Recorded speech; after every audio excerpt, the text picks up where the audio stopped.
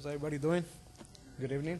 I'm a little nervous, but I want to share with you guys. It's a blessing to be here. I want to share, some of the things that the Lord has done in my life.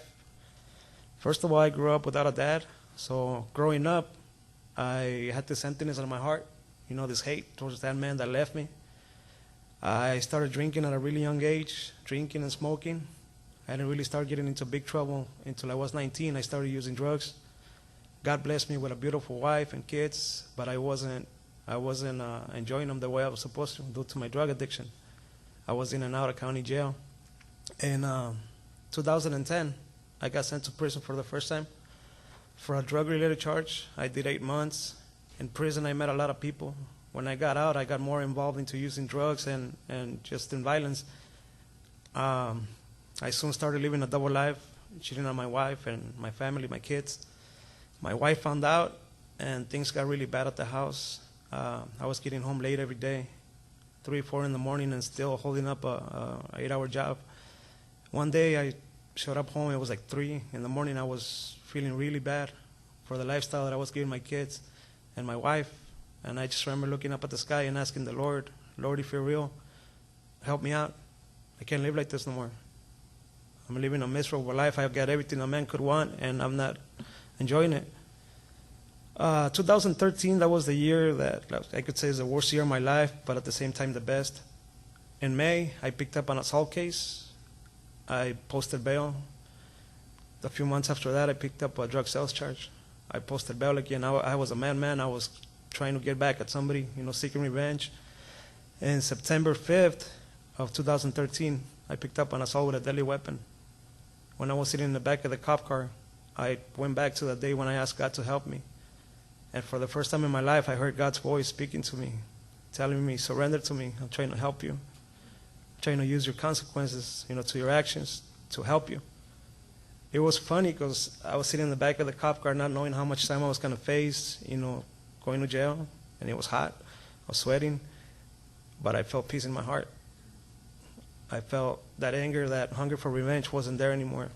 The first time that I went to court, my lawyer's like, you know what, the DA is mad. They're pissed off, because you picked up so many cases while being on bail.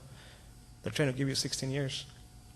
I got scared, but my biggest fear was losing my wife and my family. I got back to county, and I got down on my knees, and I started asking the Lord to put it in my wife's heart to forgive me. And to be him that gave me my time, to sentence me. Whatever time it took, just to make me a new man. Because I didn't want to live like that no more. So on September 11th, I got sentenced. The DA threw a deal on the table, 3 years with a strike. So I took it. Now I went back to prison, just waiting to catch the chain. And some things happened at the dorm where I was staying at, so they ended up moving us to a different dorm. And I called that day the divine appointment that God had for me. I met this guy, Downey. He was fighting the death penalty. He had been walking with the Lord for some years now. He spoke to me about the love of God. He told me that God didn't care about what I had done in the past. All he wanted to do is just love me and forgive me.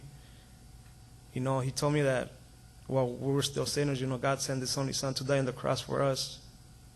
I felt it was like it was God himself speaking to me through this man. How could I say no to something like that? I started crying, and I told him, you know what, I want to accept the Lord in my heart today. And I did, and I got on the phone with my wife. I was crying. I told her, you know what, I'm sorry for everything that I have done to you. Go forgive me. She's like, I have already forgiven you. So since that day, I've seen the hand of the Lord just move in my life. He restored my life, completely. All that hate that I felt for people, it's not there no more. I now have a relationship with my wife. I know how to respect her. I know how to honor her. My kid is right there. He follows me wherever I go. And what else could I ask for? I have a relationship with my dad, the man that I always hated. I have a relationship with him now. And one more thing that I want to add, through this prison journey that I took, I met a lot of young people with a bunch of years in their back, facing all this time. And the Lord put it in my heart, to go back and minister to those kids. So as soon as I found out about prison ministry, I started attending, and I thought it was going to take a long time, but I didn't care. I go, you know what, Lord, I want to get ready. Whatever time it takes, I'm there. I've been out of prison for 1.5 years. I'm still on parole.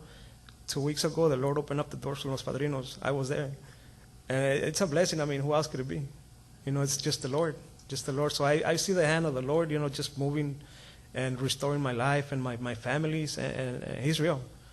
You know, He's real. He's real, like, and He's there. You know, He listens to you even if you're a sinner. As long as, you know, you're trying to meet Him and just have a relationship with Him, He's there. So I just thank you guys, and I want to let you guys know that I acknowledge that I'm only here right now sharing my testimony with you guys because of the grace of God, not because anything that I have done. Thank you guys.